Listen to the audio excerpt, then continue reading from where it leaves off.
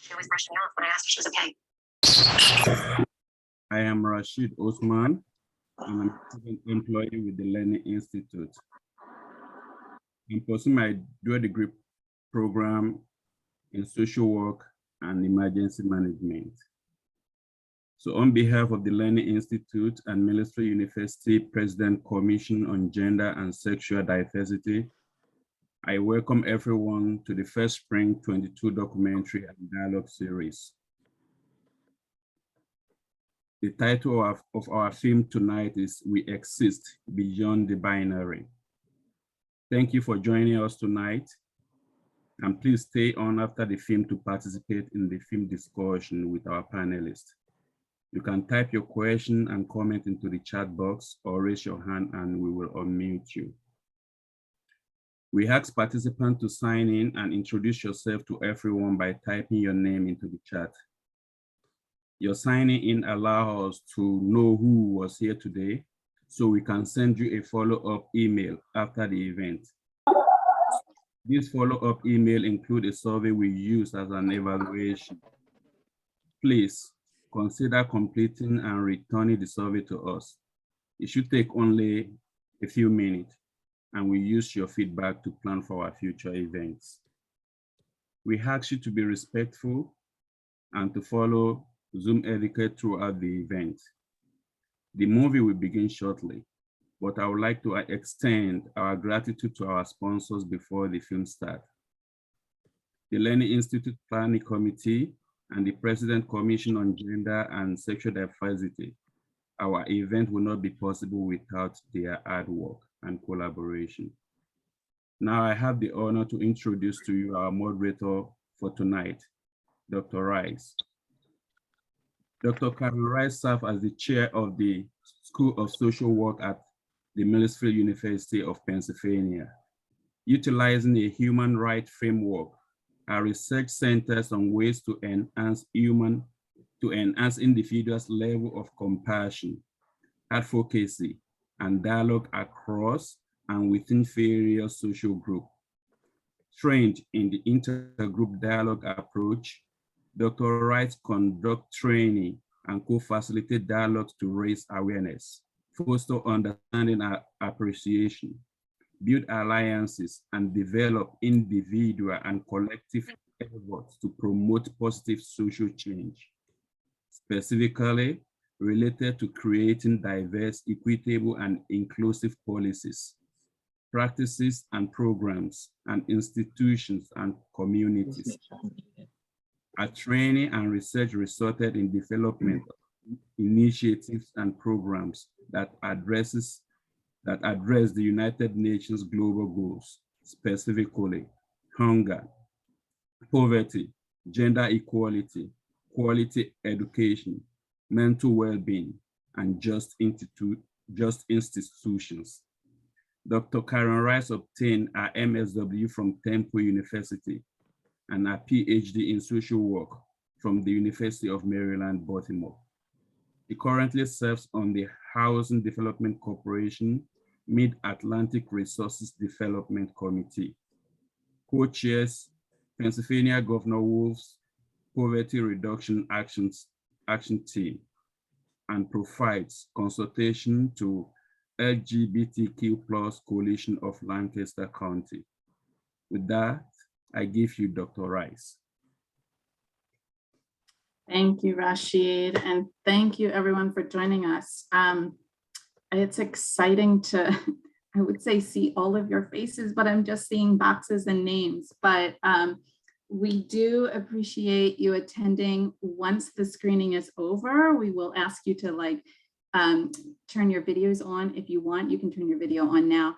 The only reason why we ask that you turn the camera and your mic off during the screening is that it just helps with the broadband. So at that point, we'll ask you to turn it off. And then once the screening is over, we will ask if you want, you can show your face again. But I will introduce our panelists after the screening. I'm really excited about the individuals who have joined us. I want to briefly set the stage before we start the screening. So let me I am an educator, so I do have a very, very brief couple slides just to guide us through this.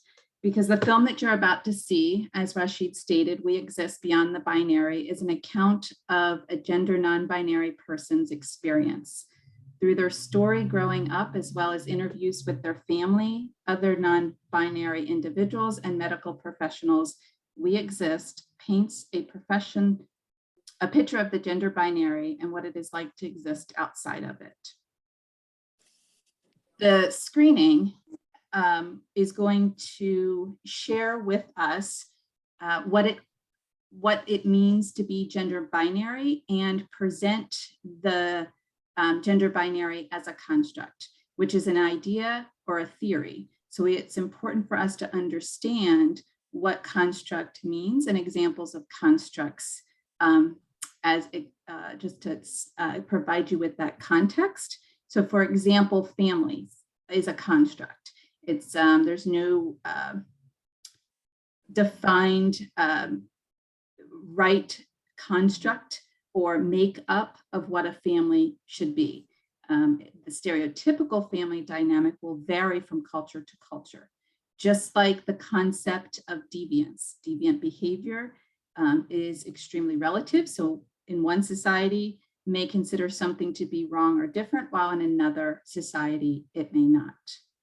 Language is also really important. And so throughout this film, you'll be presented with various language to use and to help. We provided these visuals.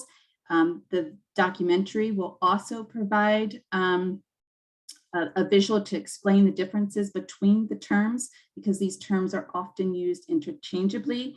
And those terms include gender identity, gender expression, and sexual orientation.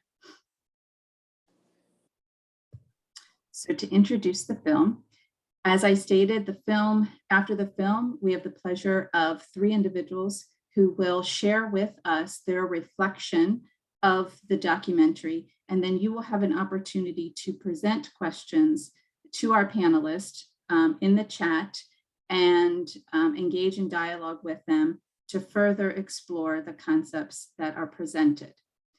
I'm going to introduce the film now and we will get started. So in one of the largest surveys of transgender and gender non-conforming Americans ever conducted, 70% of the respondents reported being denied access, verbally harassed, or physically assaulted in public restrooms. Both Lauren Lubin and Tyler Ford talk about some of the hardships that they have encountered identifying and living as gender non-binary. We ask that as you watch the film, identify some specific pieces of information. This might be their experiences, some of the commentary, some of the quotes from the interviews, maybe even some specific images that illustrate these hardships. The film is going to last just under an hour, and we look forward to continued dialogue following the screening and consider some questions to pose to our panelists. And so I ask, give me 1 second to stop sharing and to get the video ready. This is what happens when you are both the moderator and you become your own tech person.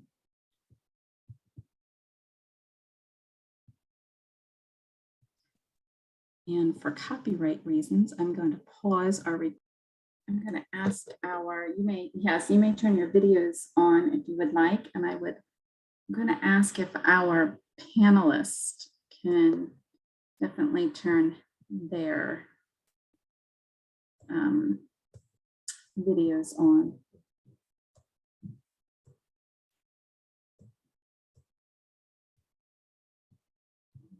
Make sure I'm seeing everybody. So what I'm going to do is I'm going to introduce our panelists. Yeah, hi Niambi. I'm going to introduce our 3 panelists, and then I have asked the 3 of them to give us a brief reflection on what their takeaway from the film, and then we will entertain your questions. So while I'm doing introductions and as you're processing what you watched, If you want to send me a message in the chat, you can send me your question and I'm going to field them and ask them to our panelists afterwards. So I'm going to start with Dr. Susanna Boyle, who began her teaching career by teaching elementary special education students in Baton Rouge, Louisiana. She earned a Master of Education in Special Education from the University of New Orleans and a Doctorate in Special Education from Penn State University. Dr. Boyle has been a faculty member at Millersville University in the Department of Early, Middle, and Exceptional Education since 2017. She teaches special education courses to pre-service and in-service special education teachers, including upper-level courses focusing on learners with severe disabilities. Dr. Boyle has written several articles and presented at numerous conferences on topics related to focusing on students with severe disabilities, literacy, and science interventions for diverse learners, and preparing pre-service teachers to teach all students. As a faculty member, Dr. Boyle has been a donor to the Millersville University Scholarship Fund, African American and Latino scholarships, and the EPIC Student Compassion Fund. She also is a member of the President's Commission for Gender and Sexual Diversity. Do you want to wave? I like, yeah. Are we doing our introductions first and then I'm going to do all the introductions first, yes, but just so that everybody can see you. Thanks. Yes. All right, our next panelist, it's Niambi, right? Pronouncing that correctly? Niambi. Niambi, thank Yes. you. I appreciate that. So Niambi Stanley, otherwise known as Niambi Prodigy, ballroom icon and historian, entrepreneur, trans activist, mental wellness advocate. Having her humble beginnings in the LGBT's underground ballroom scene, Niambi Stanley started showcasing her talents as a ballroom voguer at the very young age of 14 years old, competing at balls. For over 25 years, she has won numerous trophies and began given multiple awards for her dedication, excellence, and contributions to the art of Vogue.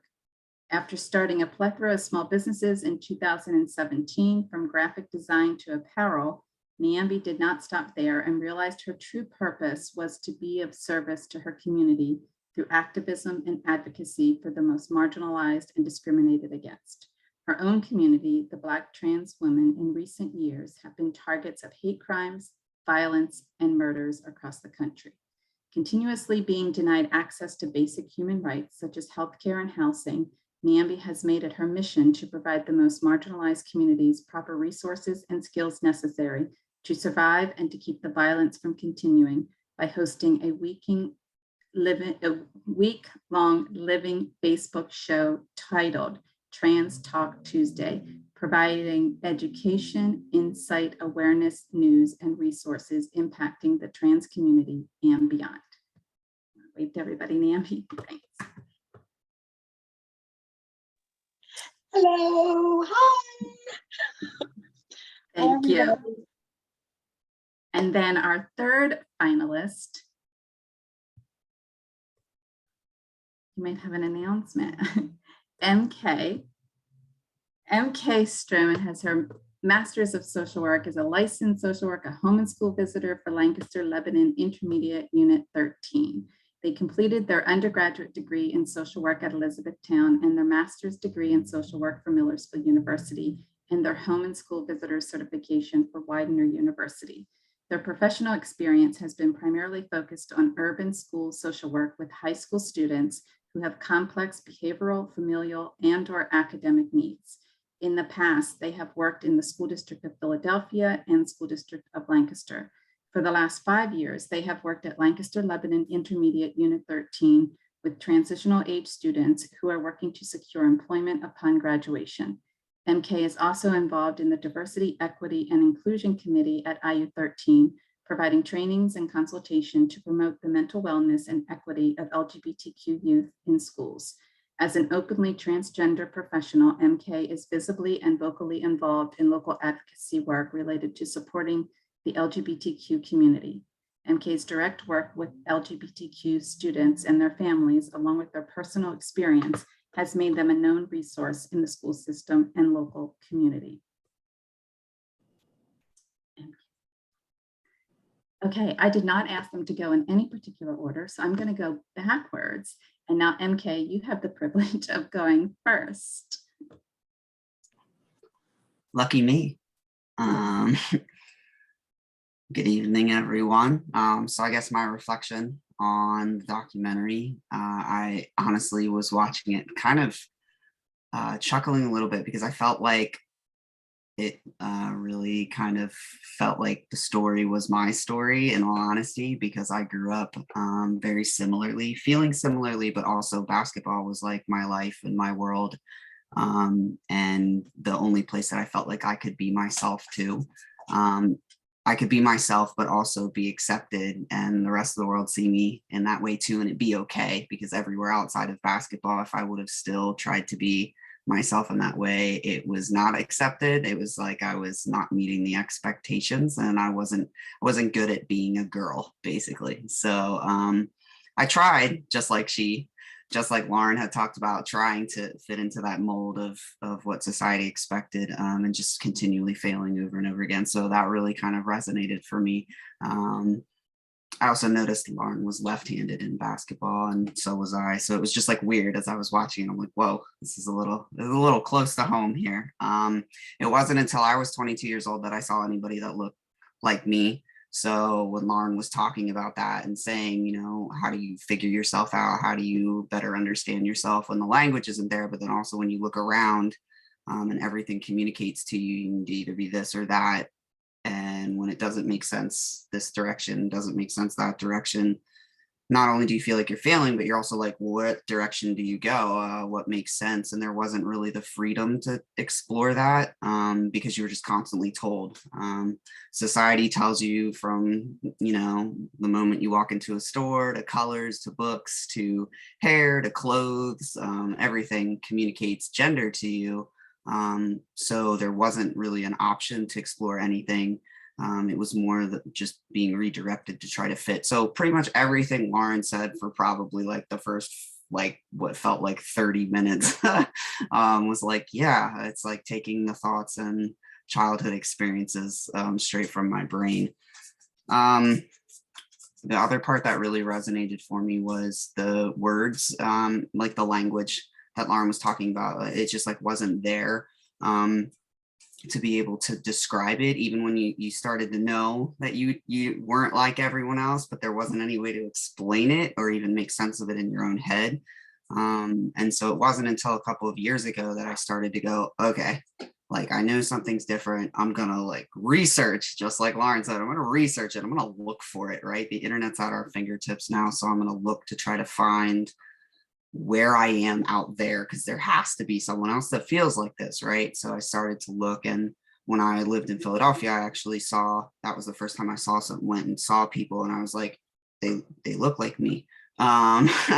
Maybe they feel the same way I do, and you know, the internet provided lots and lots of examples of that, and I started to develop my own language to describe it. But even the language today, and I don't know if other panelists might feel the same way, it's really kind of like linguistics. It's like a way to explain something so abstract that's not clearly defined, almost intentionally, to someone else, like a means to provide evidence or to get close. I always tell people, like, these words I use to describe myself are just ways, they're the closest ones I can come up with, because I think the ones that are out there don't actually exist, or I haven't found them yet. It's trying to get as close as you can. I think of like a parabola on an X or Y axis. It's like trying to get it as close to the bottom as you possibly can.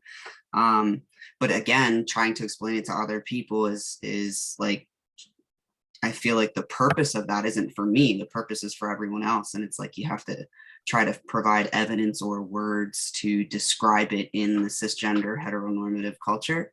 Again, a culture that I don't fit into. So it's like I'm trying to use someone else's language to describe who I am. And it gets like really weird, instead of just existing without the need to label and box. And so I understand it, it's language and communication, and that serves a purpose, right? But at the end of the day, I'm just me. People always go, what are you? I'm like, I'm me. And they laugh, and I go, no, I'm serious. I'm just me. So yeah, the documentary just really kind of hit home in a lot of different ways. So I felt like it was really good.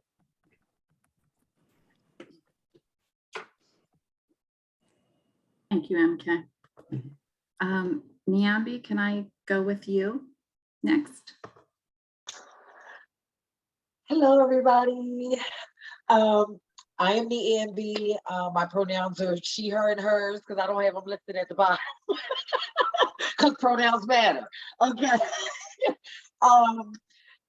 I think that documentary was so phenomenal. I felt myself getting very emotional in so many different parts, particularly with Lauren, when they were in the doctor getting their top surgery. That really, really resonated with me, and I know how that feels, just to be uncomfortable and just uncomfortable in your body. And it also taught me a lot of things, that just because you opt in to get particular surgeries, that doesn't necessarily mean you identify as this or this. You know what I mean? As a trans woman who lives in the binary, I'm always looking for insight and education about the non-binary community, because it's not, you know what I mean? It's not there. Just like a couple of the individuals said in the documentary that they didn't know where to look. They had no resources. You know what I mean? And I think this documentary is so beautiful and needs to be spread amongst the masses to not only give, cis hetero people education, but people within our community education, because a lot of people, in our community, we're always looking for people who are like us, or like us, or feel like us, and especially particularly for the young people. When I was figuring out, who I was at a young age, there was no one. You know what I mean? And, there was, ballroom and the LGBT community, but, it was just like, you were gay. But I'm like, no, it's not gay. This is something different. And I think that the documentary beautifully displayed the differences between sexuality and gender, because many people get that confused in our community and outside of the community. And I think that that the documentary beautifully displayed the differences between the two. But yeah, when they were in the doctor, it was very, very, very, very moving, because I know what that feels like to not feel, to have my body not match, you know what I mean, who I feel I am. So yeah, wonderful documentary. Thank you. Yes, Suze. Suze, so yeah, I'm Suze. And Dr. Boyle, either one, she, they, I think I have pronouns on the bottom. One of the things I do a lot of secondary resource interest is talking about LGBTQ themes in education and in supporting students and educators who are LGBTQ,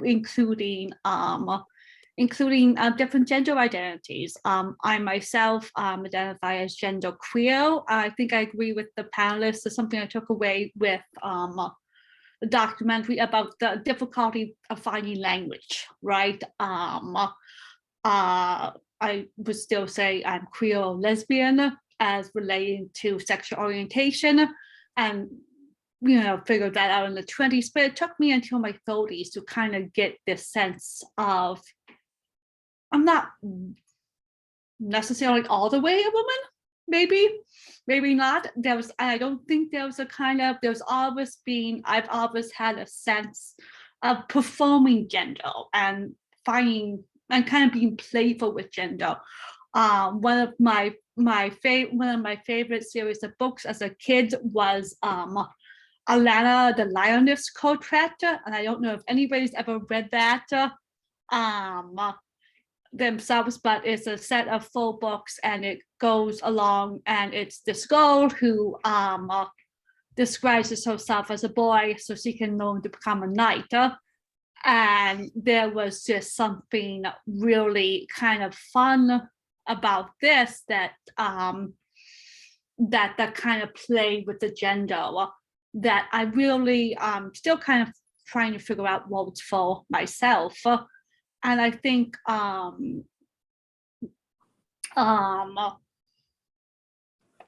that really resonated me in the documentary.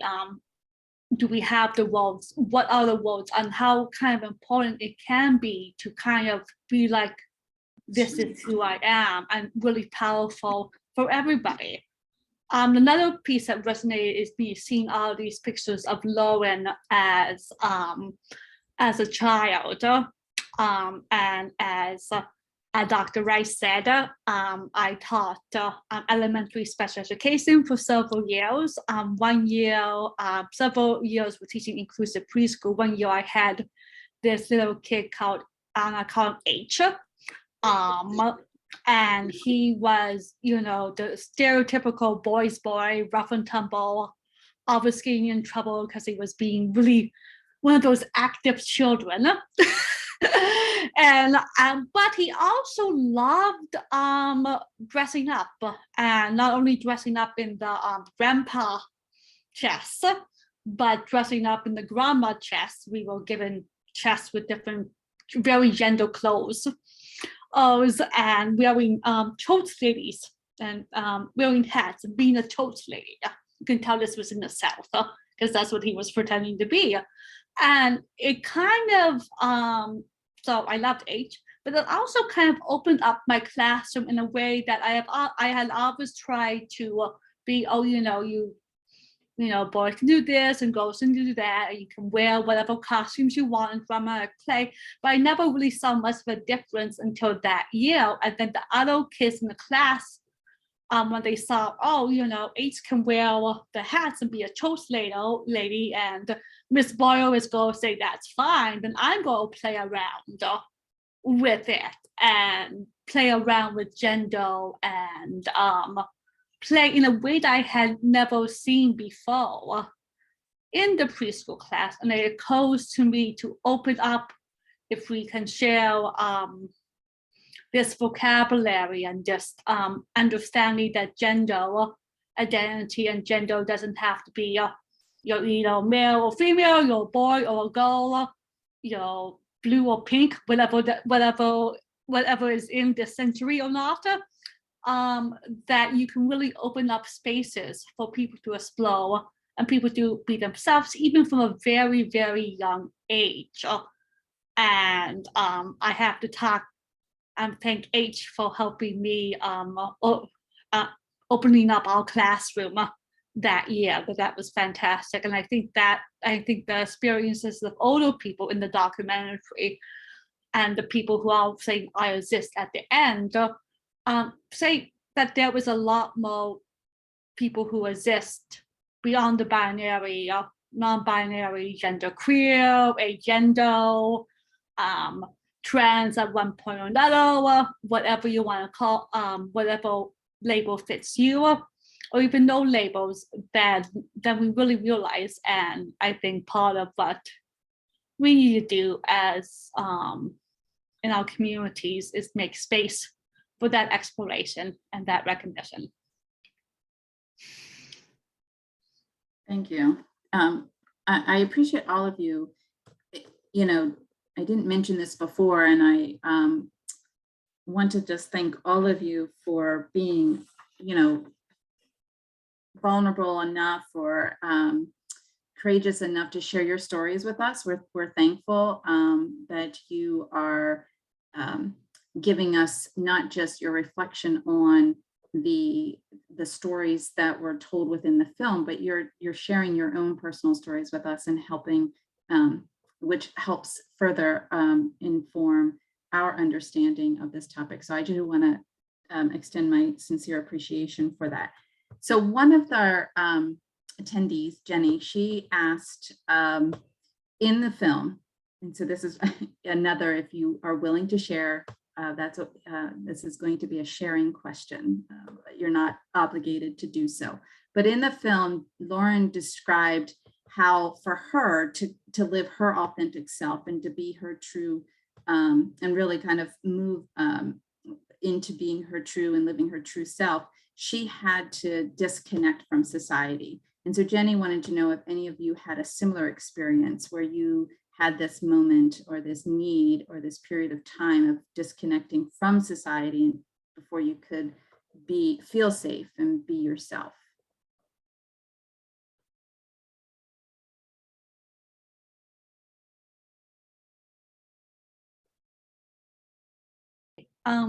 Sorry. I honestly, I had a bad health scare. I had meningitis several years ago, before coming to Millersville, and it was coming out of there that I started thinking more, and I'm not sure whether that was connected or anything, but started thinking more about gender and how I express gender. It was also kind of coming off of 2 years of being a graduate mentor for the LGBTQ A Center at Penn State. And I think that I didn't want to take 6 weeks away when I was writing my dissertation, but I kind of had a forced vacation.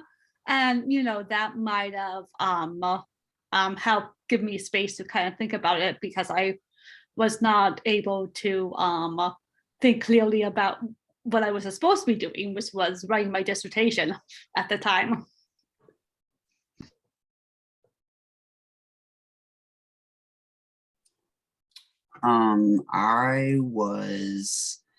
I've kind of always known that I was different, but being able to understand it better was challenging. And I'd say there were points over the course of my life that started to give me like more clues.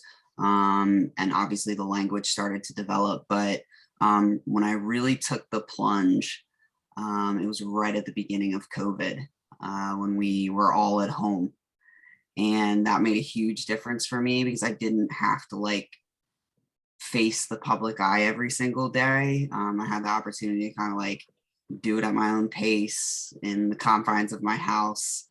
And since everyone else was in the confines of their house, it didn't like single me out that like I wasn't in the public's eye all the time, or that I was distancing myself or something was necessarily wrong. So COVID kind of helped for me anyway, because it allowed me that space to just like not have to deal. I think one of the hardest parts over the course of my life is feeling like I'm not meeting society's expectations, and then not feeling like I was, as a result, meeting my family's expectations, and just that repeated cycle of like always feeling like I'm missing the mark no matter how much effort was given. I just was like bad at being a girl. Like it didn't work, and tried this and tried that. And it's just that repeated feeling of failure all the time. It starts to like really wreak havoc on you, mentally and physically, and just trying to figure out to carve out this space for yourself in a culture and community that doesn't make it for you. And then you're trying to make a space for yourself, but you're not entirely sure what that space needs to look like, or how it should look, because you just like don't know. But there's not this freedom to kind of figure it out. And so the hardest part for me was separating everyone else's expectations and my fears of their thoughts from how I actually felt. So like I didn't have the freedom to kind of explore what are my real feelings and like what do I need and how do I feel, because everyone else's feelings were compounded on top of it at the same time. So I needed the ability to like separate their feelings and look down and go, where are mine? Like, where are they? So I can figure out what they are. And COVID kind of gave me an opportunity to do that because I wasn't subjected to them over and over and over again. So, I mean, the jungle would have been real nice, but I had what I had at my house and that worked out. So. Thank you. All right. Okay. For me, I knew early. I'm one of the ones that knew early. I would say around 6 or 7 years old. It wasn't until right around 12 or 13. I was one who left home at 13 because I'm just like, oh no, this will not work. You know what? Because I knew who I was early, and the thing about it is kids are realizing who they are earlier and earlier and earlier and earlier. And they know who they are, and not the doctors and parents don't always get it right. You know what I'm saying? And I knew at 6 years old. It wasn't until I was about 12 or 13. I was just like, I left home. You know what I mean? Like people, they just associated. Now, like no one knew what I was feeling. I wasn't getting the support at home, which is the story for a lot of Black and brown, people, marginalized communities within our own. We don't get the support. And I think it's beautiful that when I watch documentaries such as this, that, a lot of times, I see families that rally around and embrace, you know what I mean? These specific changes that are happening in these individuals' lives. And, I didn't have that. I had to, I sorted out in the Black and brown LGBT community and that is the importance of chosen family as well. You know what I mean? I obtained a chosen family, and they were able to give me, to nurture me and give me the support that I needed and affirm me, and that's one of the things that I didn't get at home. I didn't get that affirmation, like, I see you, you know what I mean? I respect your decision, no matter, how young you are. I still respect that you're trying to find yourself, or you have found yourself. It's like I said, but parts of that documentary got me so emotional because I identified with that in so many ways. But I'm gonna stop talking. Forgive me, I'm a little bit under the weather. No, I totally appreciate you sharing. That's you raised some other really good points that I would love for all of you to consider. But I'm going to go to a couple of our questions in the chat, but I'm going to expand a little bit and maybe try to combine a couple of them, because there are some questions in there related to, how do you get supports within school systems, and then also with the pronoun use of the correct pronouns. So I'm going to ask sort of a policy practice process question. It's going to be pretty lengthy, so stay with me. But as an educator, I want you to start thinking.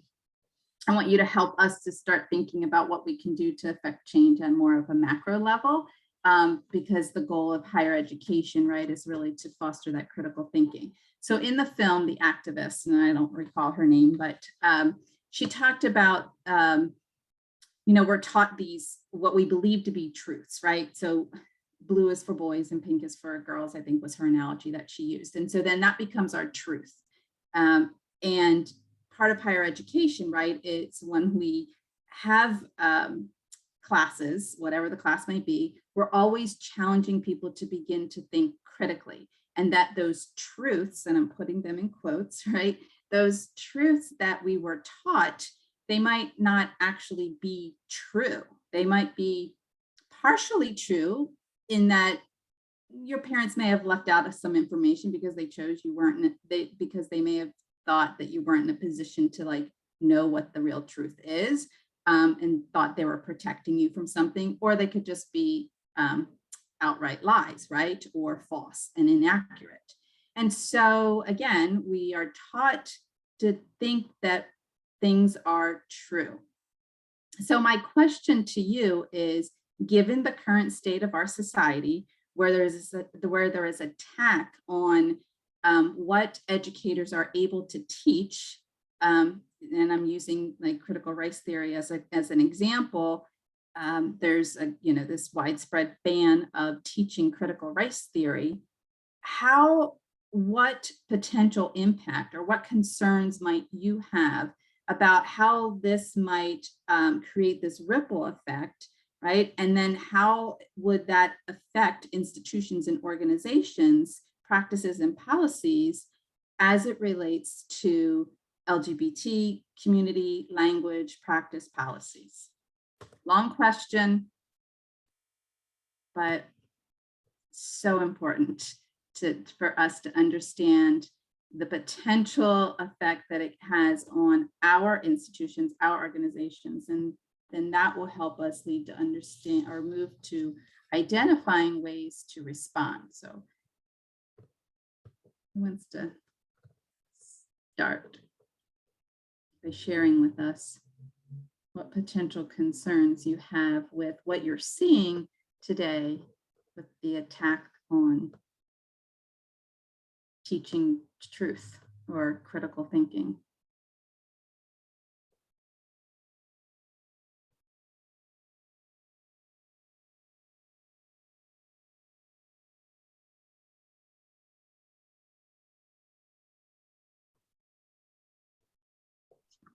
I'm sorry, did you say me?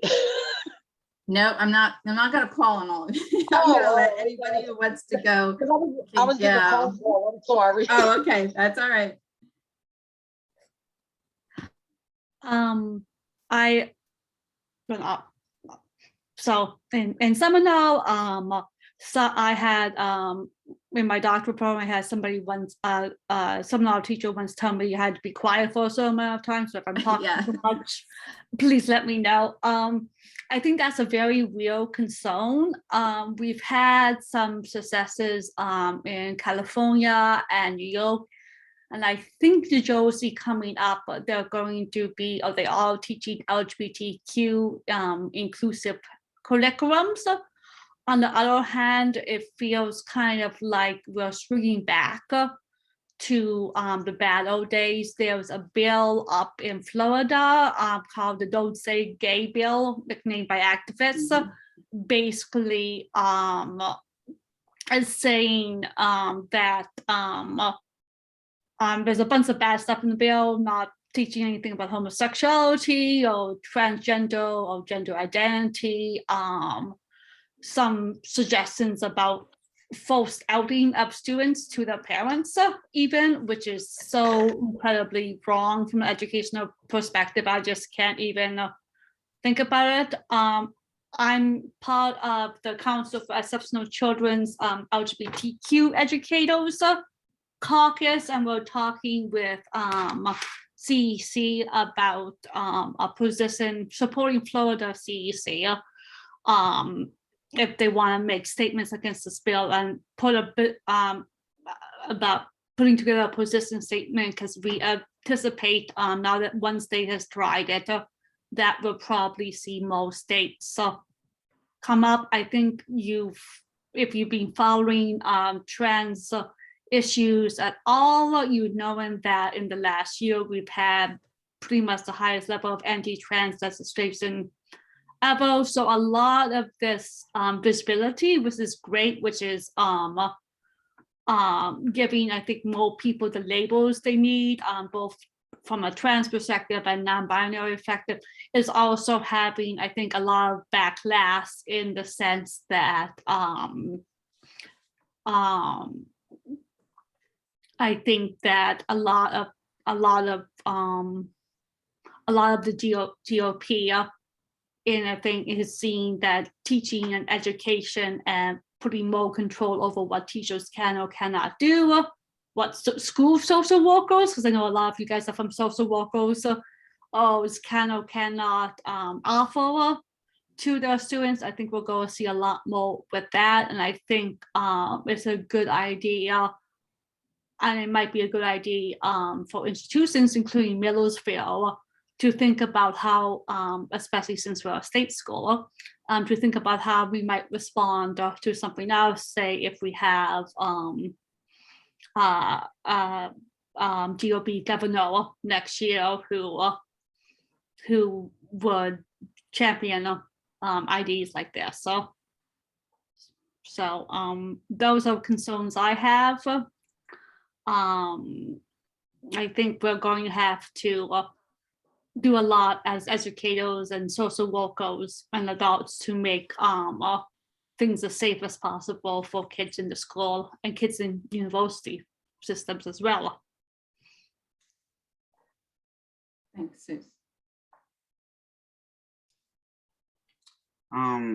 I would say that we have these conversations a lot about this idea that, well, we've come so far in like the last 5 to 10 years. And I kind of cringe when people say that because I know for some it might feel that way. But what people have to remember is that talking about it, while a good step, is not enough, because there's a lot of airspace between talking about it and people's lived experiences changing. And that's for any large types of change that we're trying to, make happen. And unfortunately, there's a lot of time involved with it, but there's a lot of harm that's done in that process. So I often call this, for lack of a better way to describe it, it's like the other side of advocacy, right?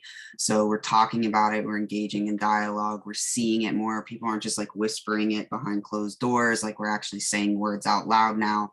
They're not always pretty, but the dialogue's happening, yes. So that's good. But when dialogue happens, like I work in a school system and that's where all my professional experience has been, that means the people that weren't paying attention or the people that didn't know anything about it are also paying attention too. And while that is good, it can also not be good. And that's a lot of what we're hearing and seeing and watching happen, is now those individuals are also paying attention and they're uneducated and ignorant to a lot of topics, and a lot of harm's happening because those couple of trans students that no one knew were there now are looking for them, and now they can't just fly under the radar and keep their head down and do what they need to do to survive. Now everyone sees them and is looking for them. They're the topic of school board meetings and not participating in sports and using bathrooms. And we have states that restaurants and places of business have to post signs to say we allow trans people in the bathroom, like things like that. I've watched things go across the internet of like how to spot a trans person. I mean, so this is that other side of advocacy, right? Is like, it's everyone's starting to pay attention and dialogue about it, but that doesn't mean it's all good. And so things often will get worse before they get better. And that's kind of the time period we're in right now, is with what we're seeing across the country with 27 plus states having either active legislation that their legislatures are voting on or passed laws that are extremely harmful. And so our communities are suffering right now. Whereas before there was a little bit of an option to kind of hide. And while for some that's a privilege, like it actually existed, whereas like now it really doesn't. And so it's scary to kind of exist in that space, and our kids in the schools are feeling the exact same thing. So just because it might feel that way for some doesn't mean that's the actual experience. When it comes to education and what we can start to do, and as I saw some of the questions coming across, like I always tell staff and people that I work with in the school system is to just tie this into the values of kindness and respect, just like we would anything else. It's really not that different, but we think of it as different because that's what we've been conditioned to think, right? We've been taught to see it differently. And so we have to unlearn that as a society and make sure that our younger generations coming up learn it with kindness and respect, just like we did with everything else. So that makes it easy, especially with little kids. Little kids, I think, actually do a much better job than the rest of us do, because it's just really simple to them. If you've ever had conversations with young children around this topic, it's easy. They go, oh, okay, and just move on with their day, right? When I hear adults bucking at things that are different or that are hard, or changes for them that are it's uncomfortable. Change is built into our DNA to like feel challenging and discomfort with that. And then we have to kind of like embrace that. And that's not what we're inclined to do. And so that's hard for people. And that's, again, like what we're seeing, and where a lot of the harm is coming from is that resistance to change, or the resistance, as they said in the documentary, to something that's like not the truth that they grew up learning, right? And the thing that they accepted for fact that might not actually be that way. When I've done trainings on this topic too, and we break down sex, it's like I have a group of people that are very much like, okay, I've accepted the gender spectrum for gender, but when it comes to sex, it's still very like, no, that's not a spectrum. And it's like, well, yeah, but yeah, it is. Well, science is always changing, right? Like we're learning more, and science wasn't allowed to study this for years, and they are now. And what they're finding, while it's not concrete with all these different things, these phenomena with chromosomes and genes and hormones and reproductive organs and puberty, let's throw that in there because that happens later, right? So like all these things impact someone's sex, and what they're learning is they're not quite sure how it all works together, or if it works together, or what impacts what, but they're seeing all these variables and they're going, the concrete thing we can say right now until we learn more is that it's not what we've always known. It's not what we were always taught, and we need to accept that piece of it,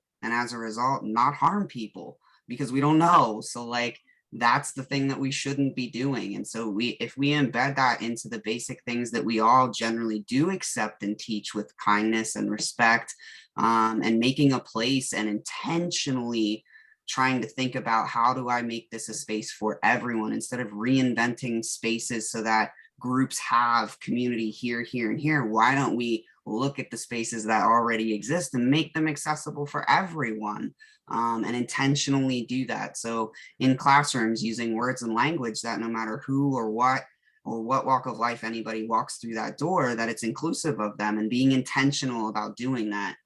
Those are the simple things that don't require a policy change, that don't require flipping the education system upside down and on its head to get it to be fixed. It's something that each one of us can do every day, but we have to be intentional about it, and we have to embrace change. And until we do those things, we're going to be the same way that we've always been.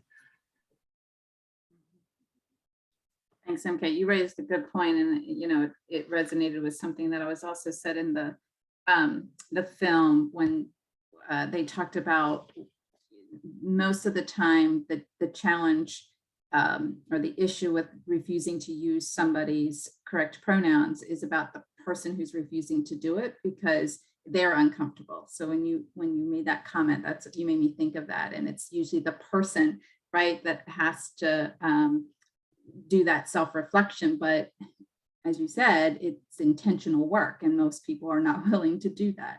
Right. Like if I've had people say, well, that's not real. Like who you are is not real. It's not like, it's either science says it's either this or this. And it's like, you can say it's not real, but that doesn't make like I'm standing in front of you. I'm not Santa Claus, like I'm here.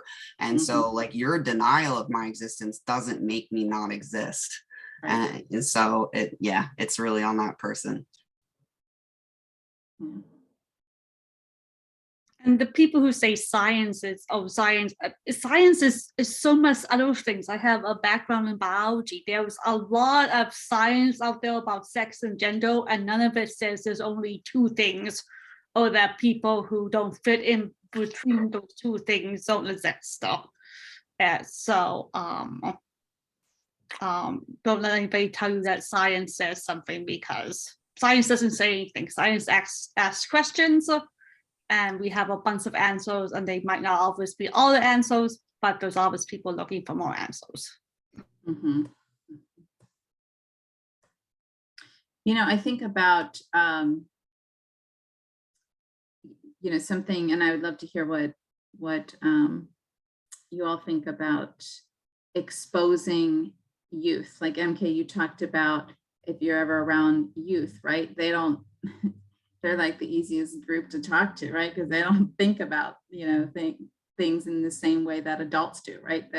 And, Suze, Dr. Boyle, you have taught, right, young kids. And Niambi, I'm not quite sure what contact you had with youth, but I know that there's this growing trend nationwide, right, to bring in performers, right, to bring in drag queens and let's read storybooks, right, at public libraries to youth, and to begin to expose them to this language, right? And so I'd love to hear your comments and your thoughts about, the importance of starting early.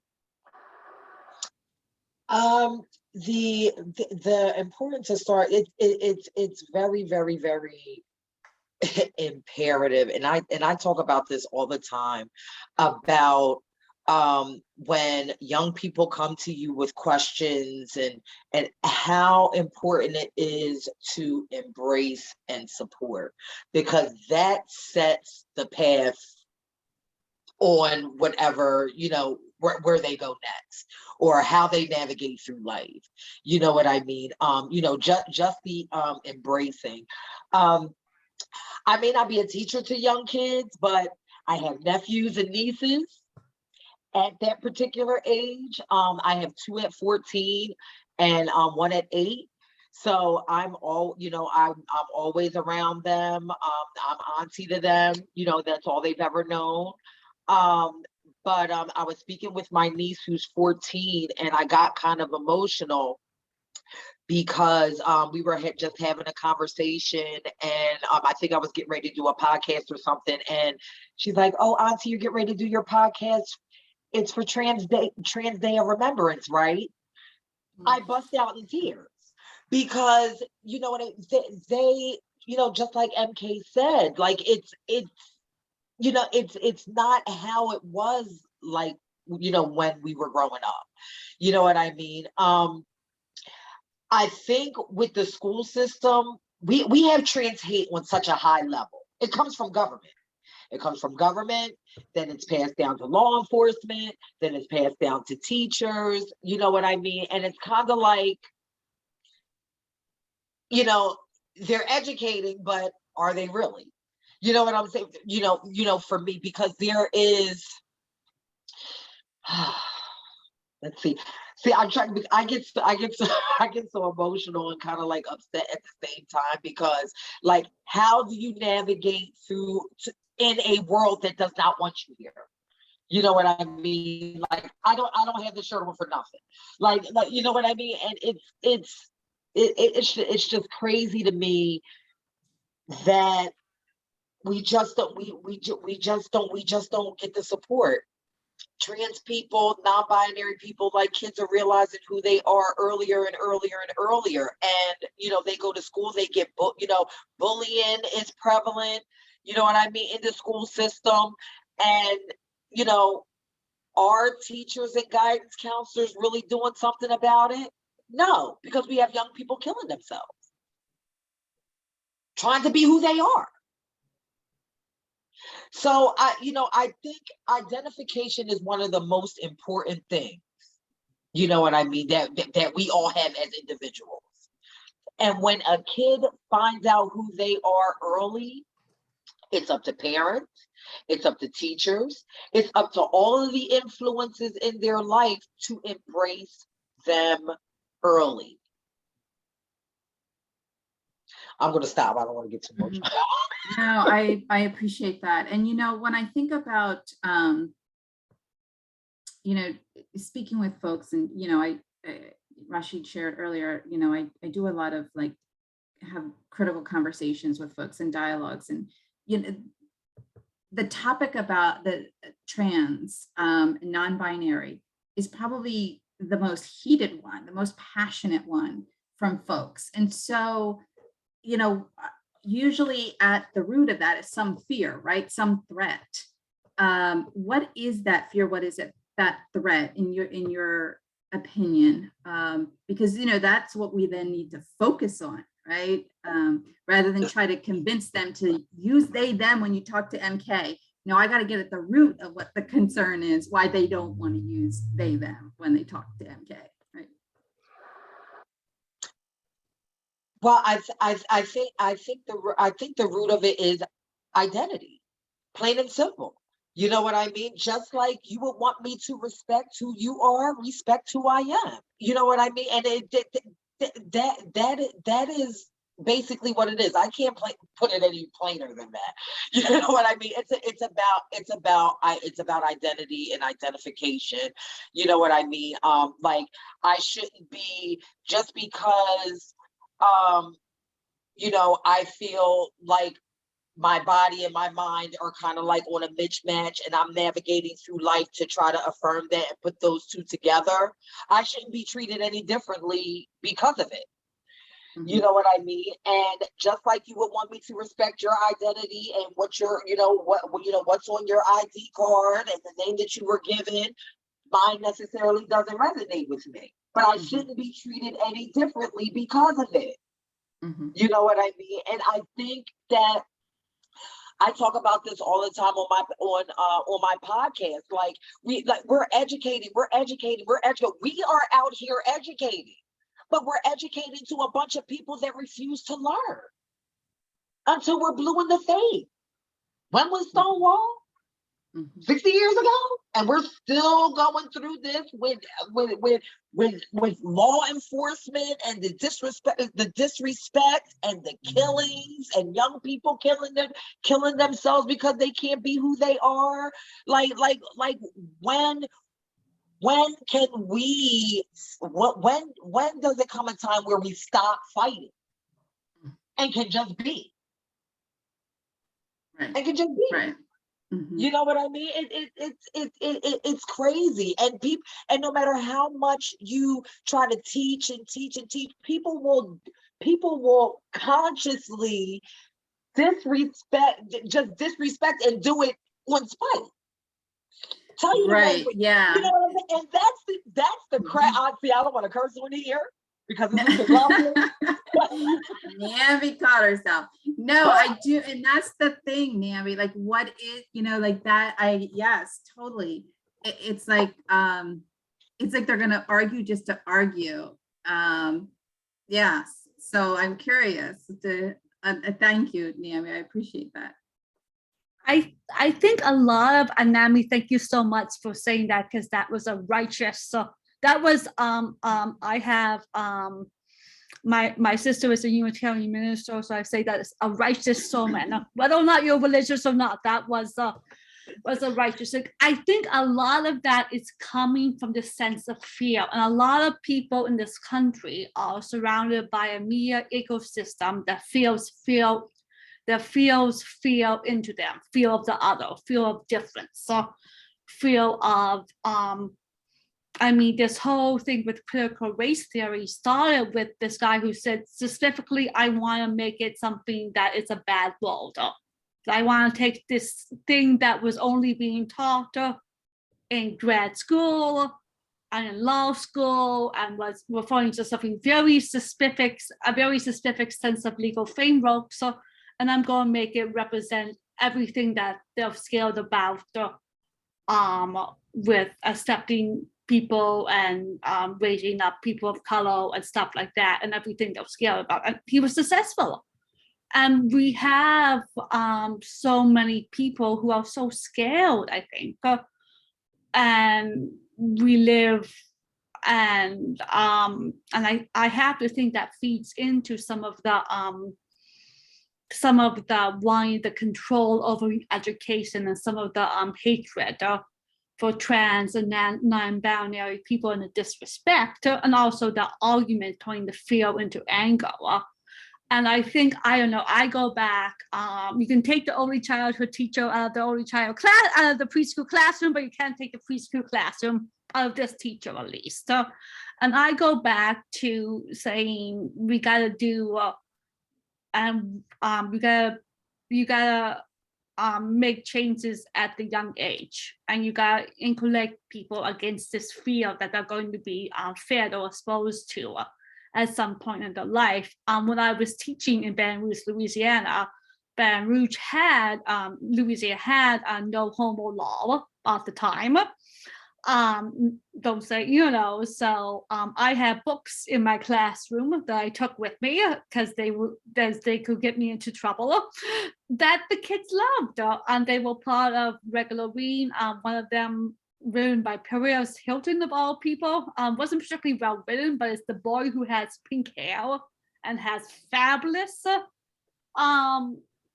illustrations and talking about, and and the children were like, yeah, definitely, and they were very kind of open. I once had a little one of my students asked me, Miss Boyle at the time, are you a boy or a girl? And I was like, well, what do you think?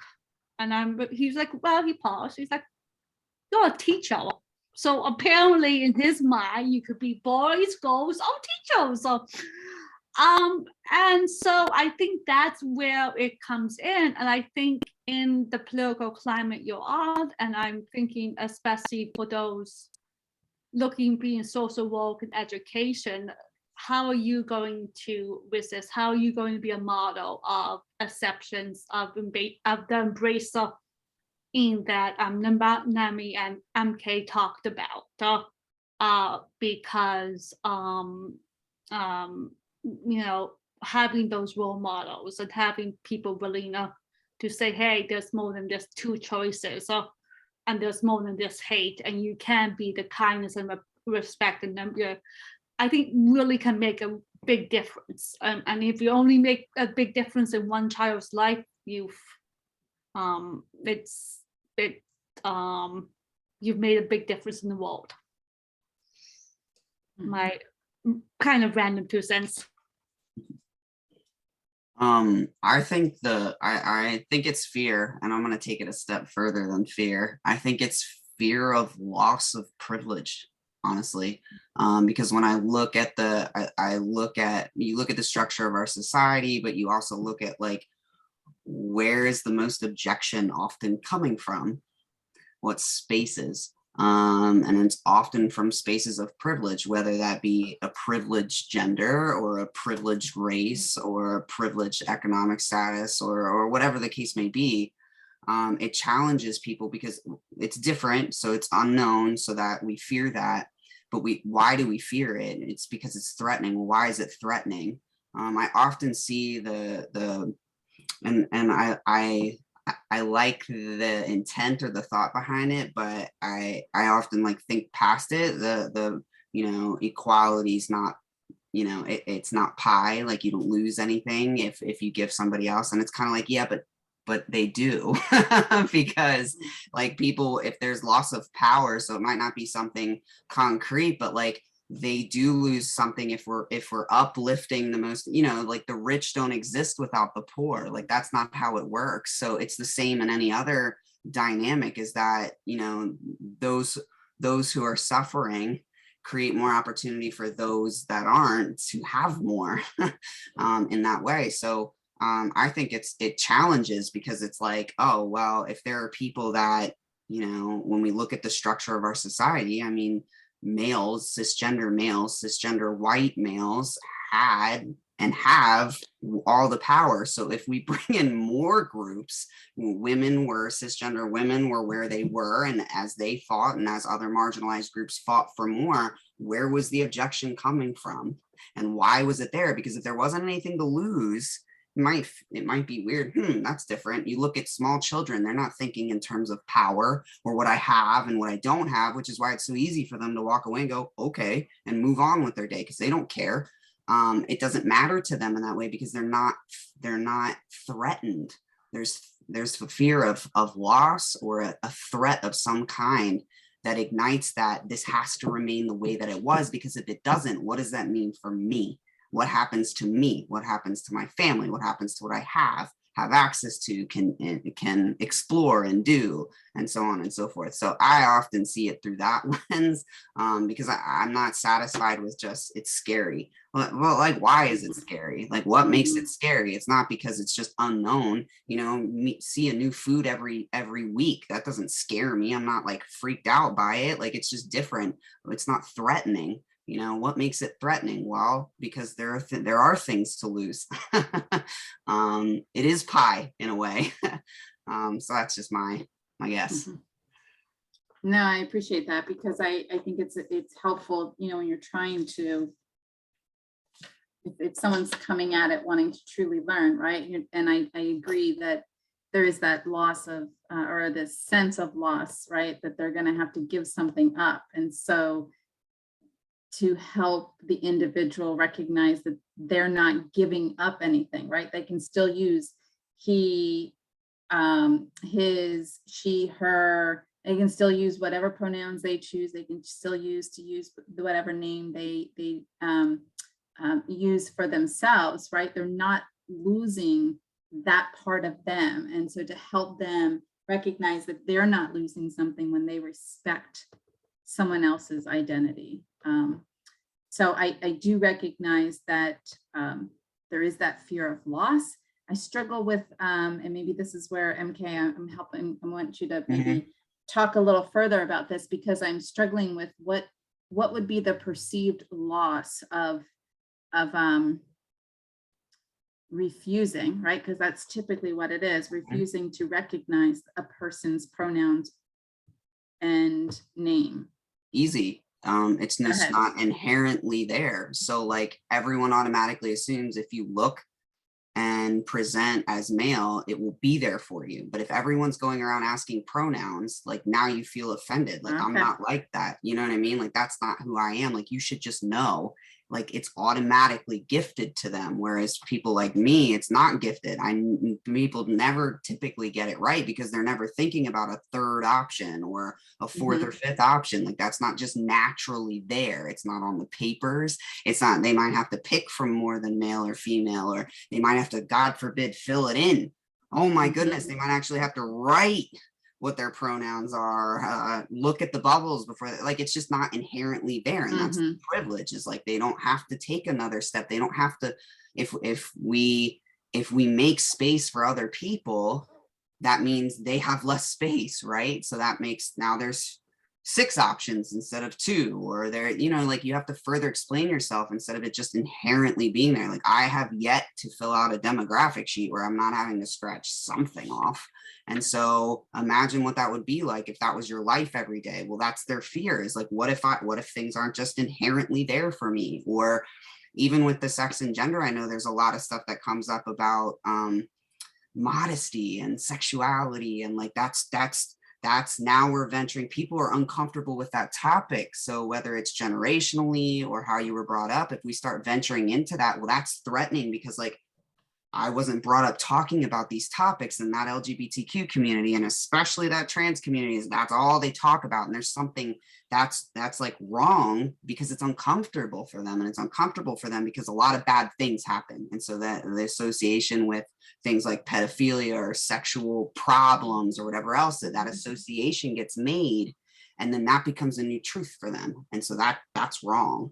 And so it branches out in all these different directions. That's just in a negative area, instead of being able to see it as an opportunity to be like, wow, there's a lot of diverse people out here, and there's so much to learn and love about how different humans are. And that's incredible. That's not inherent to a lot of people. I also think recognizing that beyond the boundary, that there's not just male and female, is threatening for a lot of people raised and practicing in very what we call very traditional or conservative female and male roles. If there was outside of there, if there was something different, then that whole thing gets upended, and our society is still set up particularly to raise up cis white males, particularly if you're wealthy, and even when we're, you know, having so-called equality between women and men, and I think the suggestion of kind of accepts this, you know, whole idea of like, oh, well, there's a certain way things are, and then if we say, well, no, there's something different out there, then maybe things are not what they seem, and maybe this threatens this whole kind of fabric that I have, and for both men and women, of you know, raised certain ways, or participating in certain political, religious subcultures, going to be like, no, I've built my whole life around this, and the idea of not having that role or not being as steady in that role as they were, I think could be very frightening as well.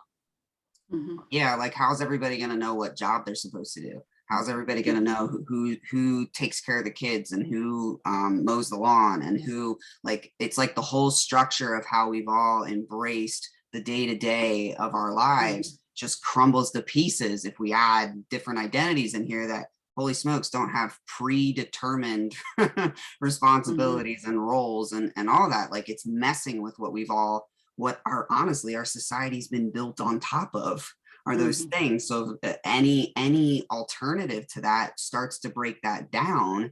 And that's why even with, anytime any marginalized group fought for something that was different than what they've always had, it threatened that, whether it was integration or women's suffrage or like any of those things, threatened what our society was built upon, with this idea that it'll all come crumbling down if we let trans people play sports. Women's sports will be no more. I mean, that's the narrative. Like, it will not exist anymore, when it's like, well, we've had this conversation before when it came to, not just having white people play sports, like, we've been here before, we've visited this before, like and that society didn't crumble, but it changed a power dynamic that made people uncomfortable, because there was a lot of things that people gained and places that people couldn't access because of that. And so when we made those changes, now it got messy for people, and that felt threatening. Yeah, I appreciate it. Thank you. You went back to language again, MK, and the importance of being intentional, right? And in the language that we use, and just constantly reinforcing that, right, from very young, right? Like that, you're just making me think about the roles that we can play every day, right? And things that we can do every day that seems so simple, right? But just reminding folks of, and asking those questions and using that language, you're starting to like plant those seeds early on, or at least reinforce and kind of retrain or re-educate. Because remember, I talked about those half-truths. We often don't have the full story. So we need to help fill in the pieces that are missing within our own spheres of influence. There is, Carolina, are you there? Yes, I am. One of our students. Okay, one of our fellows. She's on, thanks. She's going to ask her own question. All right. Thank you, Dr. Put on your camera too if you want to, or you can just go ahead. It's up to you. No pressure, no pressure. Yeah, no pressure. But I did have a couple of questions. My first question is about representation and how representation matters. We see this today in mainstream media in the Latinx community, with artists like Bad Bunny advocating for trans lives.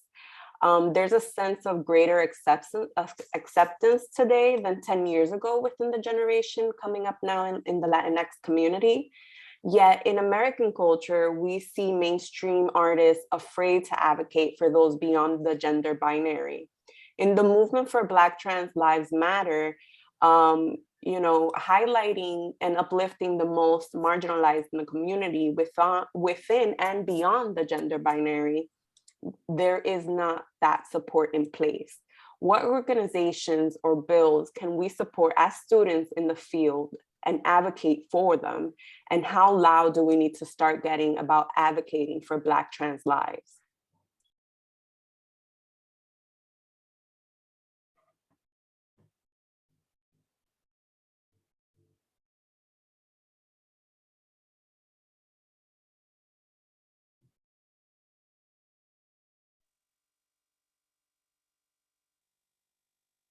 Is that for me? I'm sorry. I just heard all this silence. You can start, Niambi. I think it is very, very, very, very, very important for college students. You know what I mean? High school students, college students. You all have been so great in letting your voices be heard. You know what I mean? You all are not stifled.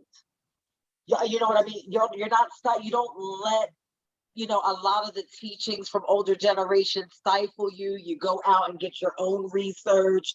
Independent thinkers. It's a whole generation of independent thinkers that I am totally obsessed with. It's like, to me, I don't think there's really much more you all can do. You know what I'm saying? Because you are our, you are our loudest voices. And you get together, you mobilize, you march, you know what I'm saying? You're joining organizations, like I really don't think there's much more you can do. You know what I mean? Just outside of educating those who want to learn, you know what I mean? They have to have a want for it. You know what I'm saying? They have to have to want to, know what they can do, what more they can do for us. You know what I mean? Because all of that, teaching to people who don't want to learn, you know what I mean? You'll grow blue in the face doing that. You know what I mean? And, but, just what y'all are doing, keep doing it. That's the only thing that I can say. Well, I do appreciate you highlighting, because you do highlight a number of really important things, Niambi, and sometimes we overlook the importance of those things, right? And we don't think it's enough. And, joining organizations, being part of causes that groups that are already doing this work, right? Don't necessarily, it's not always our role to recreate what already exists, right? Like join forces, right? Which will have a broader, greater impact. And so I do appreciate you highlighting those things, because I think sometimes we don't see that as quote unquote enough, right? Like get out there, let your voices heard, be part of the groups that are doing that, and help as they need you. I mean, look at this right here. This is a perfect example. You know what I mean? Of the power, you know what I mean, that that we all have, and conversations that need to happen. I gained so much from this. You know what I mean? Just the education and awareness that things aren't always A and B. Because even when you transition, even with the trans community, when you first decide to transition and you first enter the scene, it's like trans man, trans woman. Like, who says that? There's way more than that. You know what I mean? So I think this is a great tool for, those trans men and trans women that also think that there's just man, woman, trans man, trans woman. You know what I mean? No, there's a whole other world. Like the way this whole thing was set up is crazy. So, this is great. I'm thankful to MK. I'm thankful to Susan. I'm thankful to you. Thank you, because I'm also learning as well. Thank you. Thank you, Niambi. And I would also encourage not only Black trans lives matter for everything. Be thinking I think we talked a little bit about the landscape education is in right now.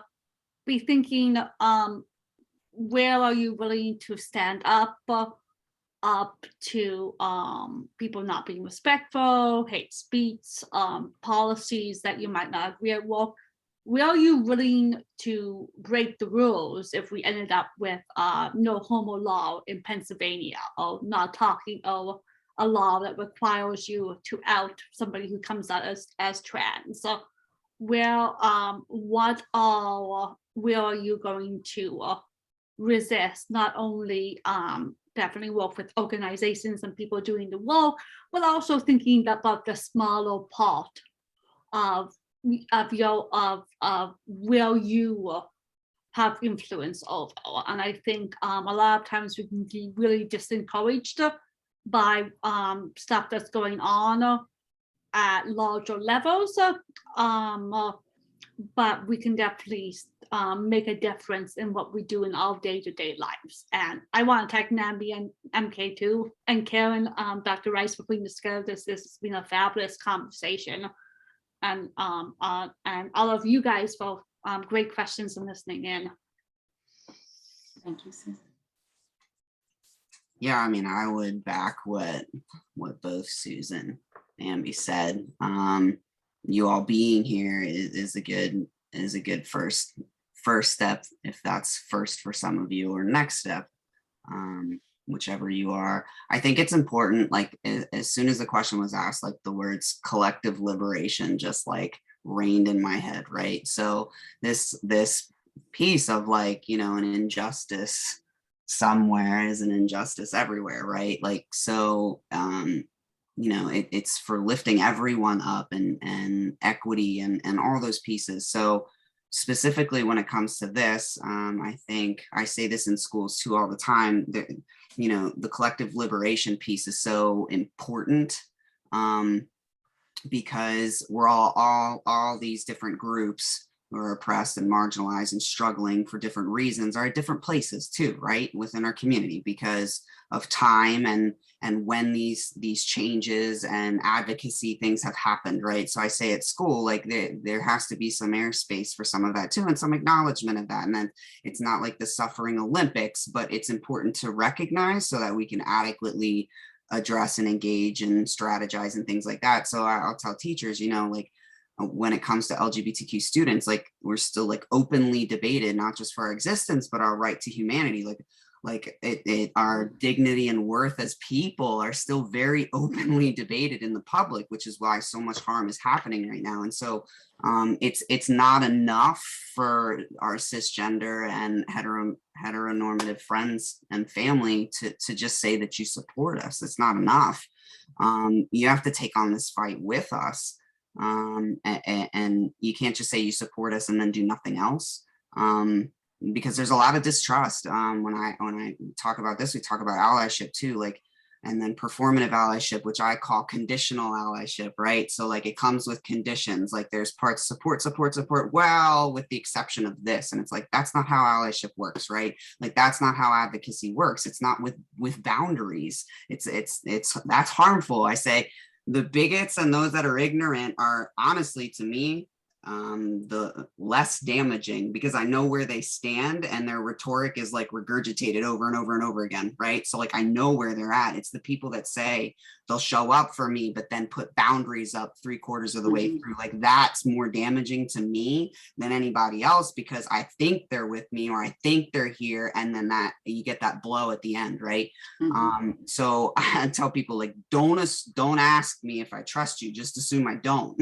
Because I need you to show me that I can give you my trust because you're fighting alongside of me. And that requires you to risk your privilege. That requires you to risk getting in trouble sometimes, or blowing up Thanksgiving dinner to intervene at something that Uncle Bobby said, right? Like, do you believe that we deserve to be loved and respected? Then show up, show it.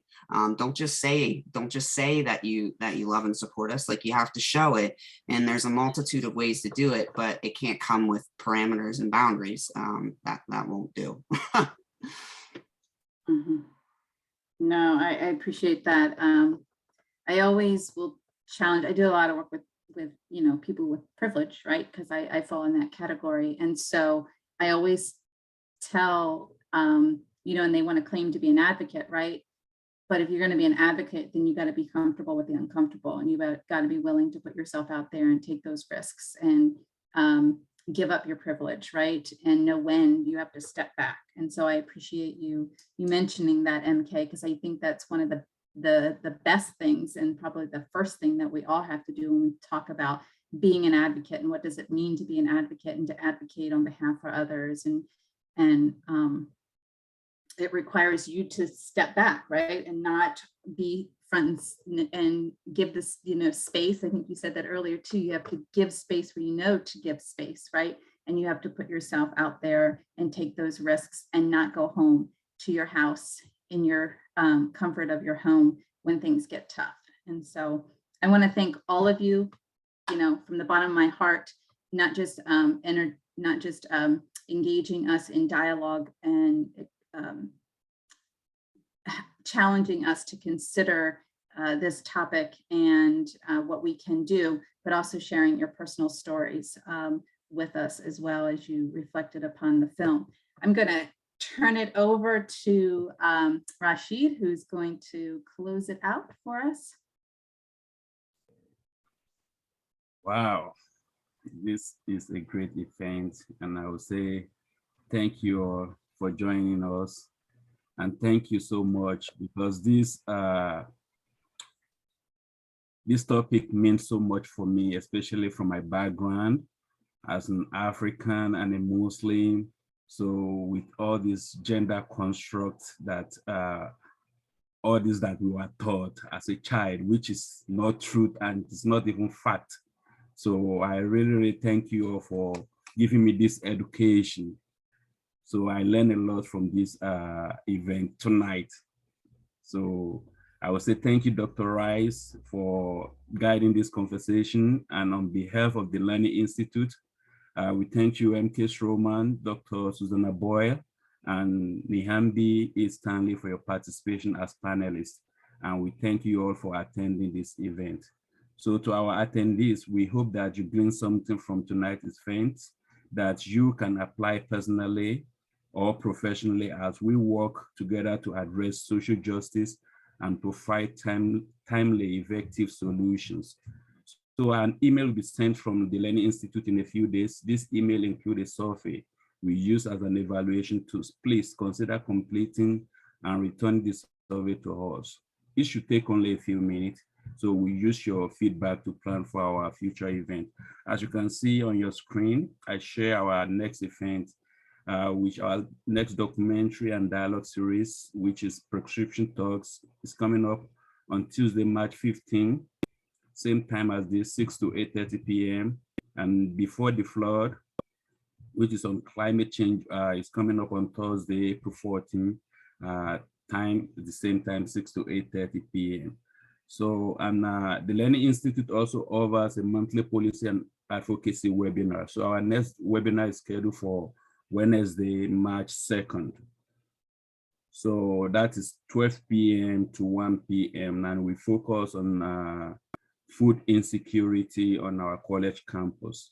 So we hope that you all will be able to join us for this great event. So thank you all so much for joining us for tonight's event, and we'll be looking forward to see you soon. Thank you all and have a good night.